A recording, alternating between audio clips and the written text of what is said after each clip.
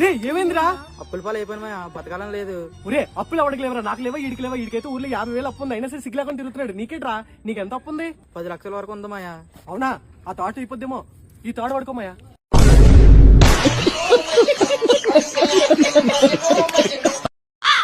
Sir ఇంకెన్ని రోజులు sir నన్ను ఇలా తిప్పిస్తారు?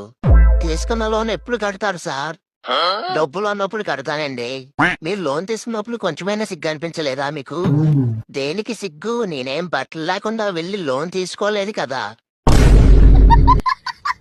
అరే వాయిదాలు కట్టడానికి డబ్బులు లేనప్పుడు ఎందుకు సార్ లోన్ తీసుకున్నారు? ఏం చేస్తాం, తీసుకుంటాం, మాకు దురద ఎక్కువ.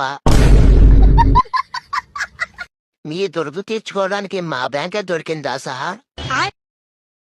మీ బ్యాంక్ వాళ్ళే రోజుకి 10 సార్లు ఫోన్ చేసి లోన్ తీసుకోండి అని గోకారు.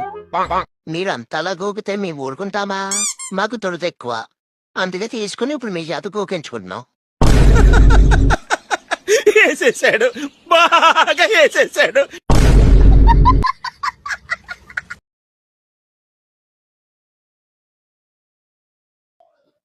ఏం బావా, బాగున్నావా? ఏమేవ్ మీ అన్నయ్య వచ్చాడు, కొంచెం తవుడు తీసుకురా. తౌడంటే స్నాక్స్ అన్నయ్య. ప్రభుత్వ ఉద్యోగం అని చెప్పి పశువుల డాక్టర్ ఫిక్స్ చేశారుగా, అనుభవించండి. అబ్బా తనలే పడుతుంది, కొంచెం కుడితి పెట్టు. కుడితే ఏంటి బావా? కంగారు పడకు, కుడితంటి టీ తీసుకోండి. ఛీ, ఛీ, ఛీ. ఏ, ఏ, ఏ.